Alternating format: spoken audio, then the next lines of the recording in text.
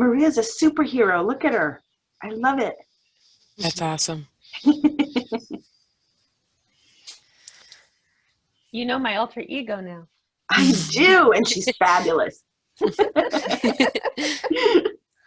Yes, I actually, a husband of one of my contractors drew that up for me as a surprise birthday present. So I use it for everything now because it's the best I've ever looked. Not true. You are rocking right now. Not true. All right. We have everybody connecting. You're welcome to share your video. You don't have to. Allow me to introduce myself first. I'll be your host today. My name is Jacqueline Rosales, and I've been with APT for about a year now, and I help administer the Approved Provider Program, as well as the Approved Center Program, and e-learning center and all of that. So any questions that you have about that, I'm here to help. And so I will go ahead and let Dr. Vega introduce herself. Hi, everyone. I'm so excited that you can make it. I see Yumi. I haven't seen you in such a long time. Hi, Yumi. How are you? I get excited when you guys share your videos because then I get to see your faces, and it makes me very happy. Or your alter egos. I love them as well. I've been with APT for, oh gosh, this year will be 7 years. And I'm their clinical coordinator, and I assist Jacqueline managing the Approved Provider Program and the Approved Center Program, as well as the credentialing.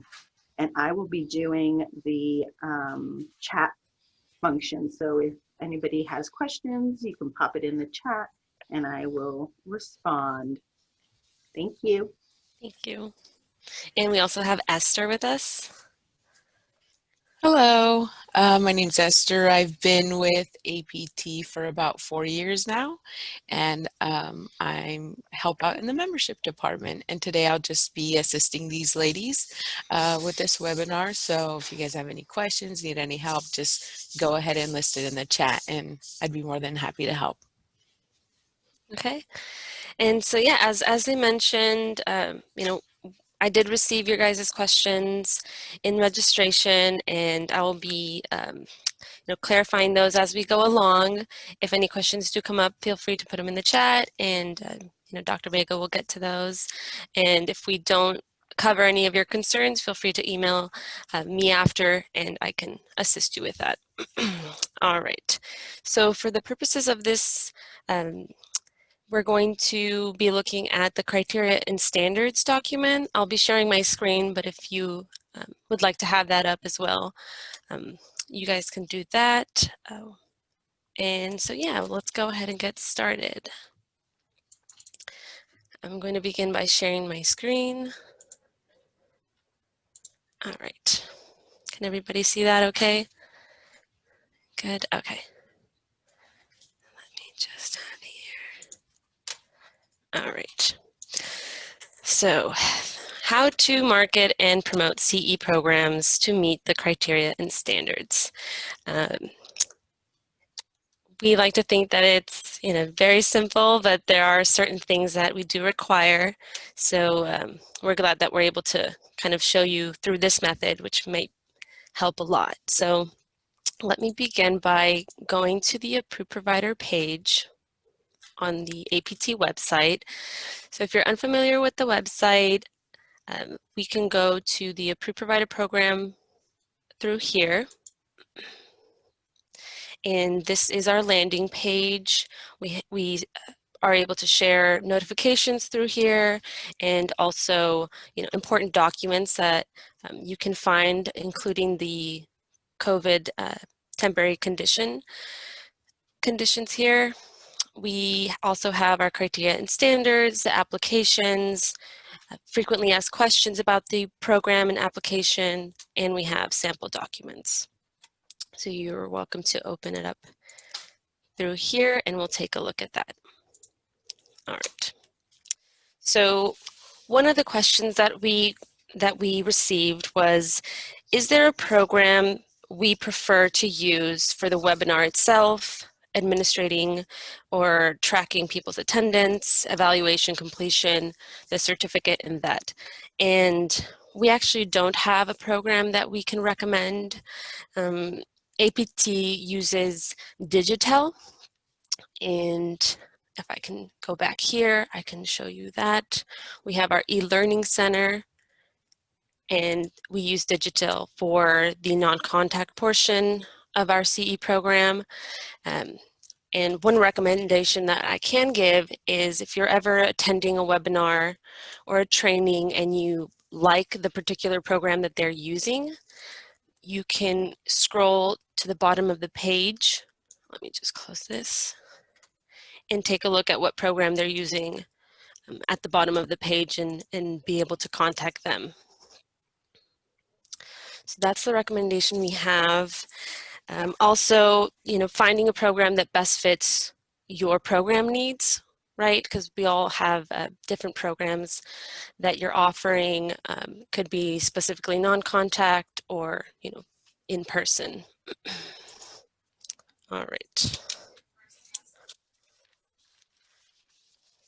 Okay, so to start, for maintaining compliance, what information is needed? I've gone ahead and put this slide together to kind of show the essentials. Firstly, the criteria and standards will be very handy in locating exactly what elements should be in your marketing materials. And specifically, marketing materials are held to standard 8, which would be on page 14 of the criteria and standards. And it's also the center image here. As you can see, we have a detailed description of the elements that we're looking for. And so you can definitely print this out and kind of have it handy when you're going through your materials.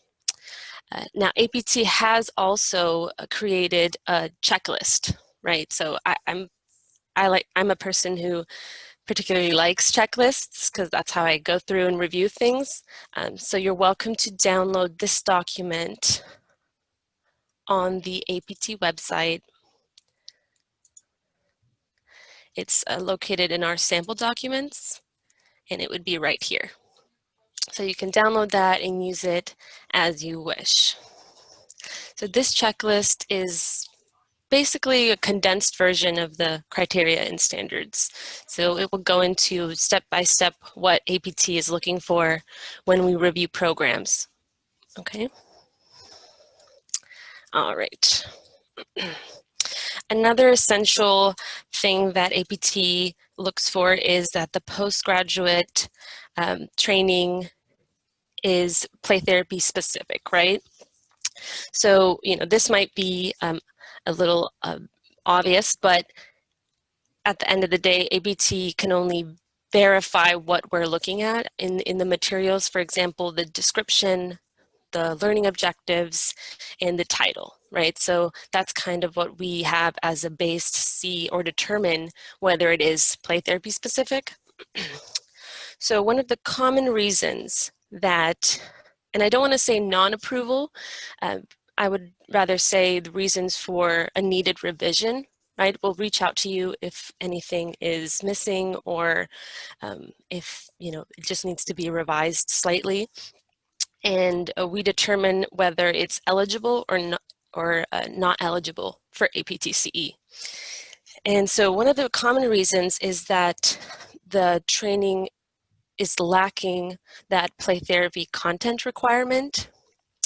And so what I mean by this is that the term play therapy is not displayed throughout the description or learning objectives.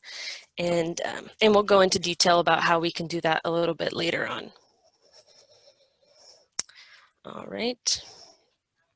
One important thing is to make sure that the term play therapy is used intentionally, and I'll go into detail about that in a few minutes. All right.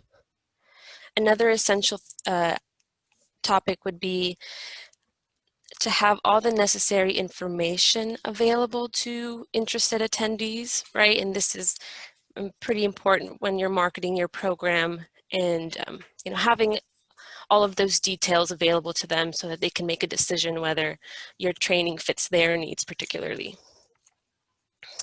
An example of a misunderstanding about that would be when the pandemic occurred, we, you know, APT offered the temporary special condition, and that being that certain online programs will be able to be offered with contact hours. And we did see some providers not listing whether it would be contact or non-contact, and they were waiting on the number of registrants that would, you know, sign up. So I think it's important that registrants know what they're signing up for before they are able to do so. So that's also something that should be upfront when you're marketing your material. And lastly, I would mention that, just as a reminder, that APT credit is only offered to mental health professionals. And if you do offer other CE, just to have that clarified in your marketing material so that they're fully aware that, you know, that's a requirement. Okay. No questions so far. That's good. All right, so let's go to the next slide. All right, so why is it important to display your approved provider number? So being an APT approved provider and, you know, displaying all the required materials will help indicate to interested attendees that, you know, you're offering quality play therapy education that's been recognized by APT. So very important to have that mandatory phrase available there. And, you know, it's also important because they're able to reach out to us if they have any questions, and we can immediately locate who we need to contact to give them like more information. Okay, and let's see. Another thing is that we know, you know, you guys have worked very hard to create your programs or to promote your programs, and you know, having that number there will help identify you as a, you know, qualified individual or organization to offer that continuing ed. All right. And so marketing material, what do we refer to as marketing material? It can be printed brochures, website advertisements, we have the email blasts, social media posts, Zoom platform publications or other platform publications, mailings that publicize the credit, and we, you know, so on and so forth. So you are required to have all of the elements included in your marketing material, and I'll go into detail on what you can do when the space isn't permit or doesn't permit all of the information. So let's go ahead and take a look at the checklist to start. All right, so I also received a question, what is the easiest way to maintain compliance? I would say, you know, having a checklist available to you when you're reviewing your material. Also, having a system in place for a timely review of the material. I think that would be very important. Also, you know, contacting us or, you know, sending us an email or giving us a call if you have any questions about the program or how to advertise it, or you know, if you need any additional review, you're welcome to submit it to me or to Dr. Vega, and we can take a look at it ahead of time and let you know if everything's good to go. That would be the easiest way. I'll go ahead and, for the purposes of this, I'll just go through the checklist. If you guys have any questions about particular points, feel free to put your hand up and we can take a little pause. So first things first, program content. All right, so it includes educational content specific to skills, knowledge, practice, supervision, specific to play therapy. right? And how do we verify that? We verify that through the learning objectives and the description. So learning objectives, this is one of the common reasons that a needed revision is required. These learning objectives should be in behavioral terms. So in measurable behavioral terms. And APA defines that as using action verbs that describe measurable behaviors. Okay, so that would be, for example, instead of using the term learn, we could use applying a certain knowledge, right? Or instead of using understand, possibly using identifying, you know, a topic and stuff like that. So if you guys would like a resource to use on how to write behavioral terms, we also have that available in our sample document page. So that would be this one right here. Okay. All right. Okay. Another common reason for a revision required would be the play therapy term not being included in the majority of the learning objectives. And as I mentioned, it should be an intentional incorporation so that the topic that you're presenting is bridged back to play therapy theories, skills and methods, research, best practices, supervision, etc.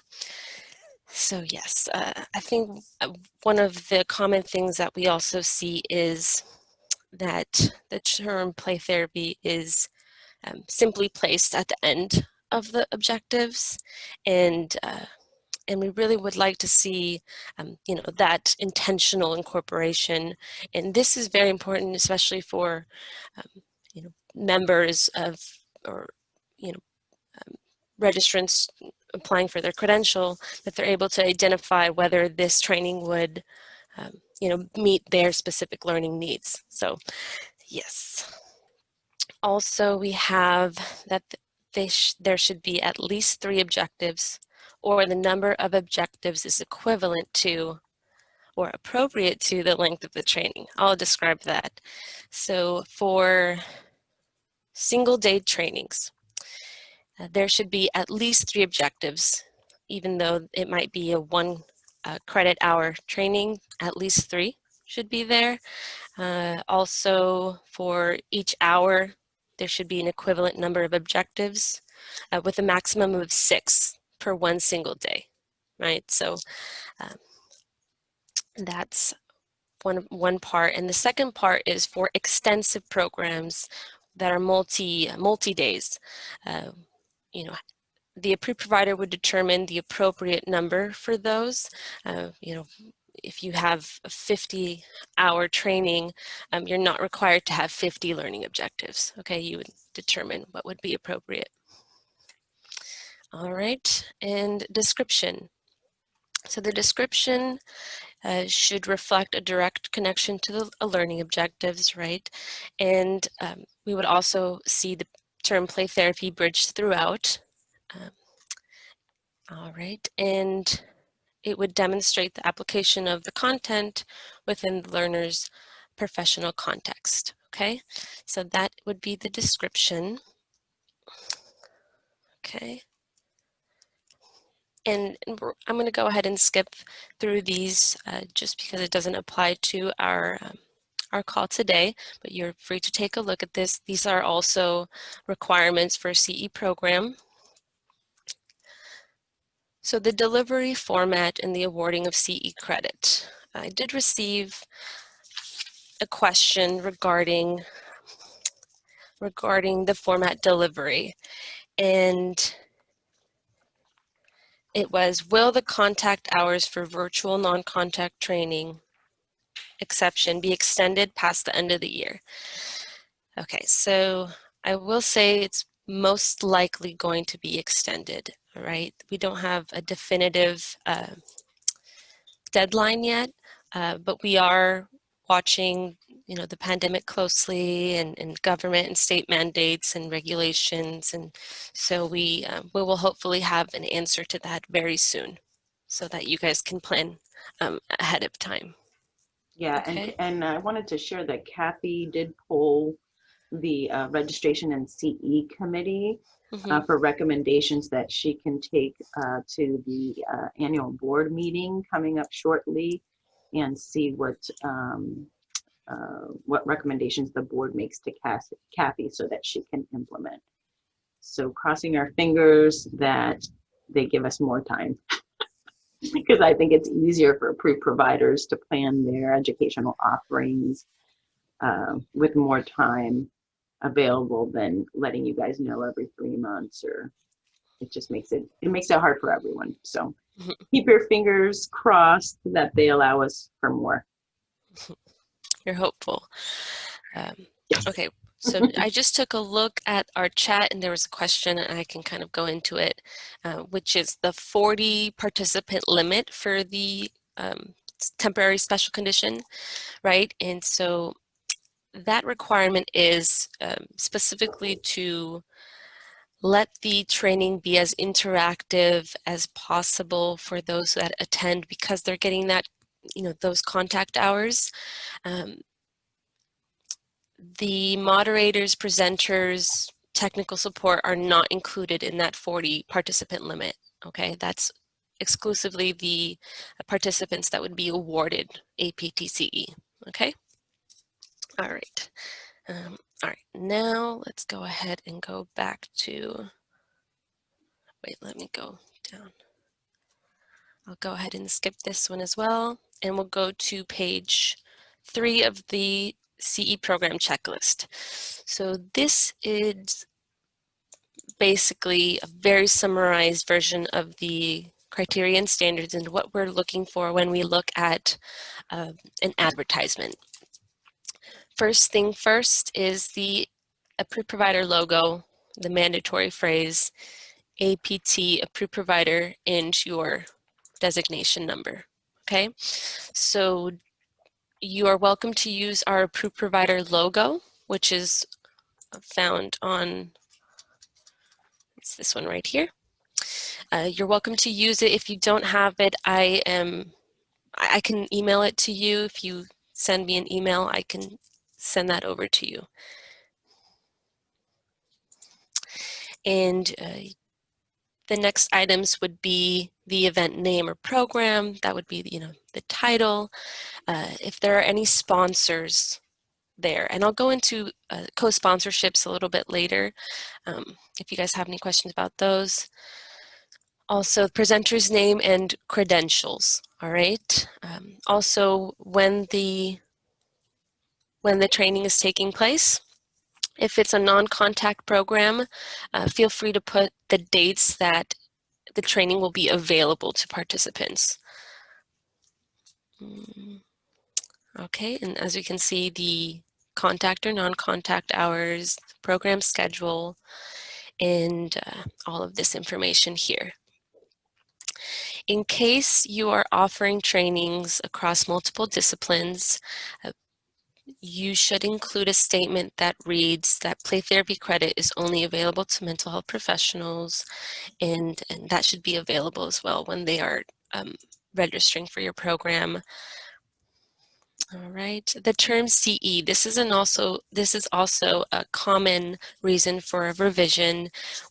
The term CEU is used quite often, which is fine for other CE, just not for APTCE. So feel free to use CE credit, CE hours, APTCE, any of that sort, just because CEU is used in reference to units, which may be 10 hours or more. So that's that reason. Also, please refrain from using statements that APT has approved your particular training, right? And there was also a question on that, and I will get to it in a little bit, okay? All right, we'll go ahead and go back here. All right. So here's an example of a social media post that APT was able to provide. as you can see here, we can view all of the required, well, most of the required elements that were listed previously. We have, you know, APT number right there, a description, learning objectives, and all of that info. Now, what if the format does not permit for all the information to be shared? You're welcome to provide a link or a direct link to where the registrants can find all of that info, right? So that is a way of doing or getting around that a little bit. So if you don't want to put all the information in your tiny little post. So that's one thing. All right. And in terms of the temporary condition, you should remember to add the statement that says, due to COVID-19 health concerns, this one-time online event is approved by APT for contact hours, okay? So that is something that I have seen, or that we have seen, has been left out. Just, it's important to put that in there so participants know that they will be getting contact hours for that online training. All right. Let's see. From here, we can go to the training directory. All right. So the training directory.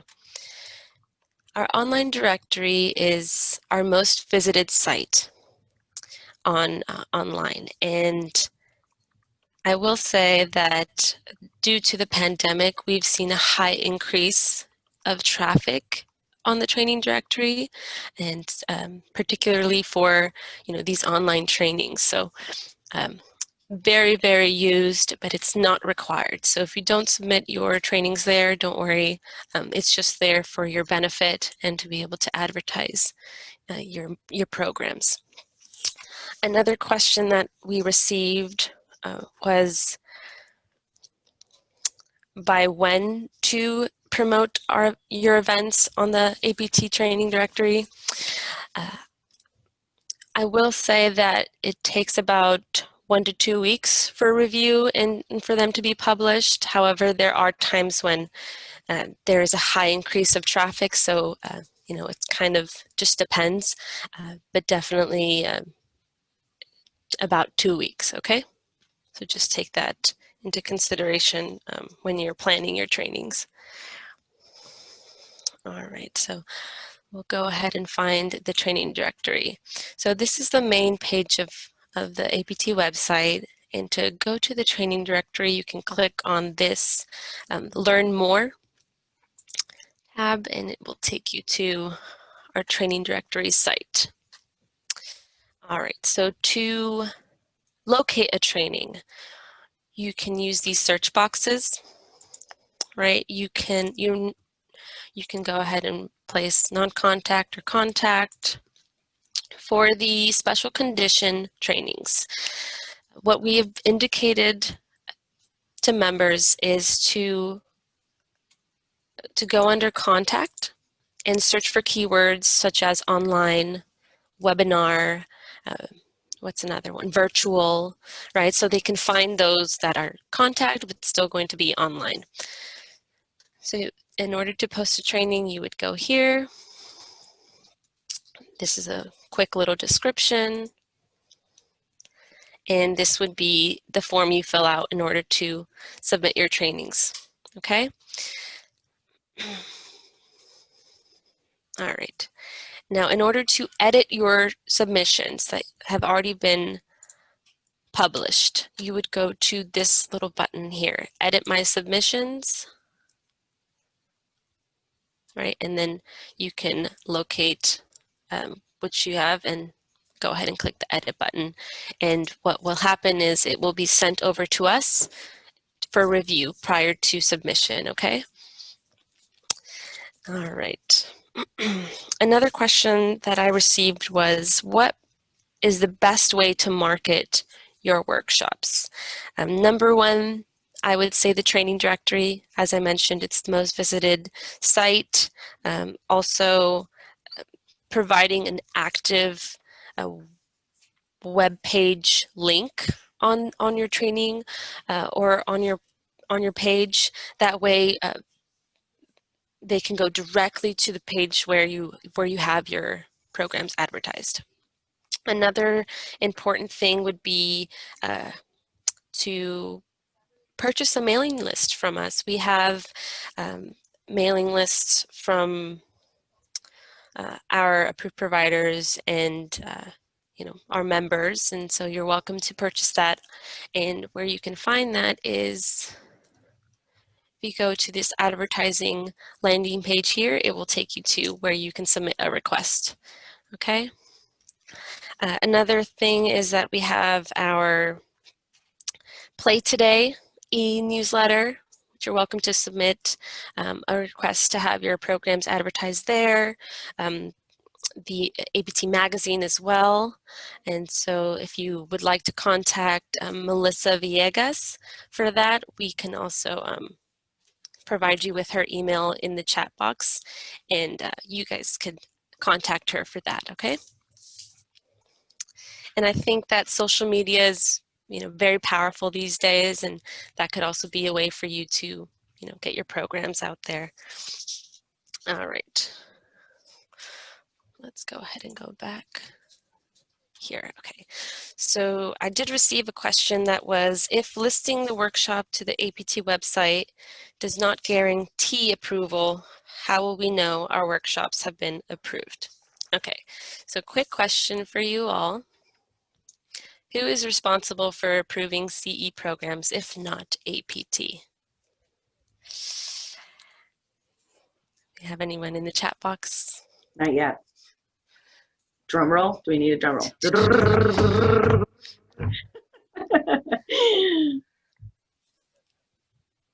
Anyone? This is when you make eye contact. If you were in person, you make eye contact. I'm staring at you, Dr. Yeah. Whitney. What is the answer?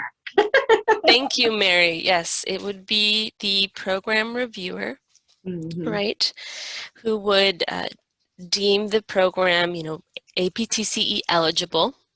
And so they would be the individual responsible for, quote unquote, approving the program.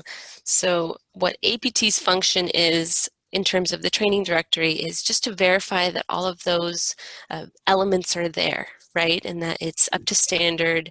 However, we're unable to review what the program reviewer might have, which is the references or the research on which the program was based on. We're also we also can't review the presenter's expertise in the field or in the program being presented. So that's something that is part of the reviewer's responsibility, okay? If you act as the administrator and reviewer, then you would be the one responsible to kind of approve your program. Again, if you have any questions about the program, feel free to give us a call and we can kind of go over it with you and go through it like that. But yes, so that is the answer to that question. Let's see here. All right. Another question that I received from the training directory, many people, well, it's more of a statement, many people said they couldn't find our workshops in the APT training directory even after they were listed. Okay, interesting. I'm trying to think of why that would be. One thing would be just to indicate the appropriate format delivery, okay?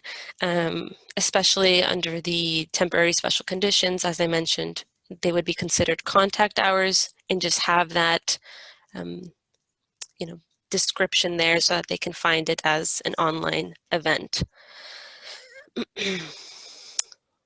Also, another note is that submissions are available until their end date, or let's say a better way of saying that is once the training date has passed, they're no longer available on the directory. So for continuing non-contact trainings, I would say to put the dates in which the training will be available to participants. right? So it could be available on your website for, 1 year, 2 years, or determining on your approval period. So just to give you an example, if it's available from June 2020 to June 2021, those are the dates you would have it available on our training directory, okay? And that way it's available year-round. All right. And Jacqueline, may I add just real quick Mhm. that if you guys are having a problem finding your training and it's been submitted and Jacqueline has published it on the training directory, please contact us because we want to make sure that that training is available to anyone that's looking. We get plenty of phone calls every day from people interested in getting the credential, who are looking for training, and so we want the training directory to be as abundant as possible. So let us know if you're not finding your training so that we can check and make sure it's not an IT issue on our end. Thank you. Yes. All right. So the question I received for co-sponsoring. So what is involved in co-sponsoring a training, and do all speakers have to have an RPT or RPTS credential? All right, so for co-sponsoring, the APT provider would review a program, right? You would deem it eligible for the play therapy credit, and you would offer or let's say sponsor the training with your provider number, right? So essentially, and most importantly, you're ultimately responsible for that training, right? Whether it be the awarding of credit, maintaining the records for a minimum of 5 years, processing the grievances as well, and upholding all of the promotional standards, right? So although it might be another organization's program, since you're sponsoring it, you do have to review any promotional materials that they send out, right? So just remember to kind of have that in the agreement with that organization or individual, that you do have to take a look at everything that is offered to participants, okay? And another important fact is if there's an audit of the program, APT would contact that sponsoring APT provider for any information on that training, okay? All right. And the second part of that question was, do speakers have to be or have to have the RPT or RPTS credential? That's not required. They are required to be mental health professionals or to have a graduate degree or higher in a mental health discipline. And they should demonstrate, expertise in the program or the materials being presented. So those would be the requirements for the speakers. Okay.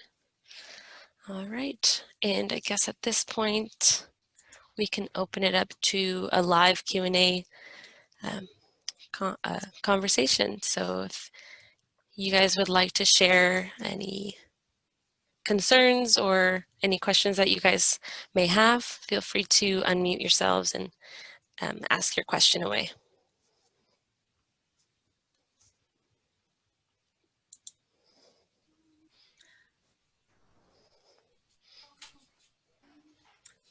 I do have a question. Mhm. My name is Mary Enenfeld. Good morning to you guys. I'm out in Illinois, so it's afternoon to me. We are just been approved like last week or something.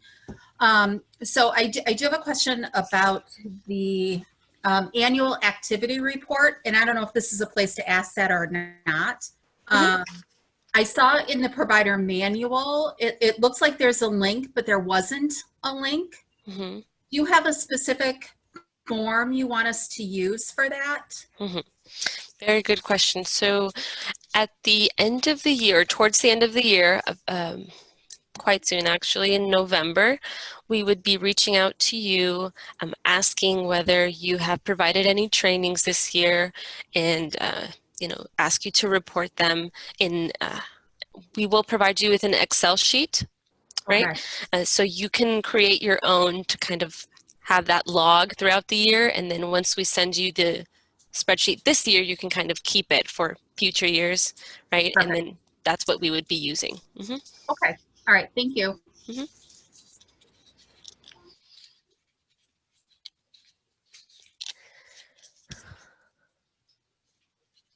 Okay. Anyone else have a question?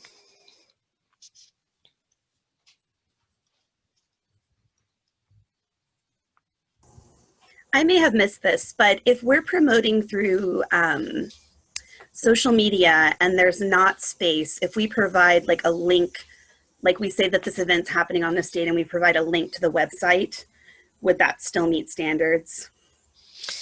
Yes. Okay. Yes. So as long as you say, you know, for all details, please visit this website.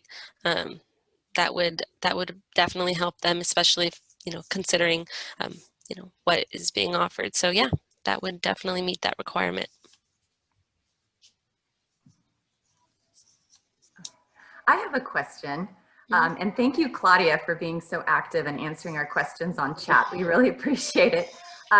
I kind of want to follow up on what I just asked on chat. We're listing our webinars on the APT directory, and it still asks for an address, and I don't see a place to indicate that it's online. And we actually did have a recent ethics workshop, and somebody said, you need to list it on APT's website because somebody just searched and they can't find any ethics workshops. And I'm wondering, is it because it's listed and you have to put an address, if somebody's only getting webinars that are workshops that are in their local area, whereas in webinars now can be national. So I had a really hard time knowing how to advertise nationally or show that this was online. And I didn't see a spot on there to be able to do it. I'm actually pulling one up today and trying to list it. So if you could give me some guidance on how to list those so that it'll come up in a national search or show that it's online, that would be great. Yeah, and I can go ahead and go to, where is it here?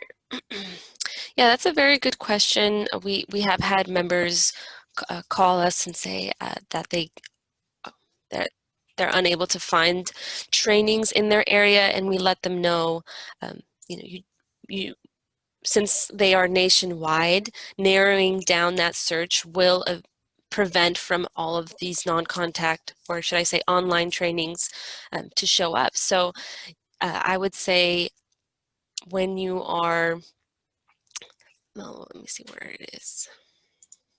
When you are filling out the form, I'll go ahead and open it here, where it says location, right here. What I have seen other providers do is that they go ahead and click or put their website, right? So you can go ahead and put your website directly there, where it says address, possibly putting online, virtual, and if members are unable to find it because they're narrowing that search, you know, we might have to address that, let them know to not fill that out when they're looking for trainings. That is a very good point. Thank you for letting us know. We'll try to address that so that, you know, your programs are being able to be found. Okay.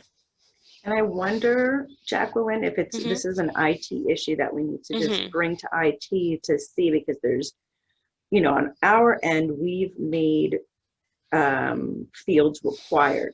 And so if we make those fields required, our approved provider have to put something in there, and the way that it's, you know, set up, they have to indicate a state in there. And as soon as they do that, and somebody queries that, because we can't help how people query, but if you go back, can you go back a screen? Here? Yeah, that's where the IT issue is coming into place, right? And so I think we need to have some option here for our providers due to COVID, where we can put live webinars or something. Yes, yes. Because I think that would be the easiest, because we want it to be easy for the front Mhm. end user, because the approved provider is in for this purpose a back end user. Mhm. And they might have to jump through extra hoops, and we don't want them to, but sometimes they have to, right? Mhm. But we don't want our front end user jumping through those hoops. So that's why I think it's an IT issue, Yes. and we're going to have to talk with management about it. Mhm. So Yes. we'll look into it, Lisa. Thank you. Thank you so much. I appreciate that. Thank you. Yeah, because when people call searching for stuff, I usually tell them to search by keyword and keep it contact. I tell them not to select a state. So they'll type in live webinars, because usually the people that are calling, right, are people that need hours towards their application. And it's usually the initial application. Mhm. And so they want those live webinars to count for contact hours. And Mhm. I tell them to use the search by keyword and type the word live or webinar in there, Mhm. and to keep it as contact. Yeah, I think. Mhm. I think it would be best to address that moving forward. So, because we have seen a very large increase in our traffic in the training directory, and of course with how things are going, we're very certain that this will be a function that could definitely be helpful in the future. So, yeah. Okay. Any other questions? Did we move?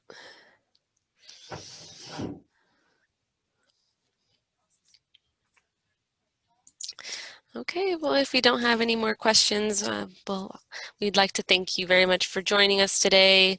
And if you guys have any particular questions regarding your approved provider status, or for those of you who join us who are interested in the approved provider program, feel free to email me. Let me go ahead and put my email in the chat, and I can help you and assist you with getting started, okay? All right, thank you all for joining. Thank you, everyone. Thank you so much. We appreciate your help. Stay safe. Take care. Bye. Bye-bye.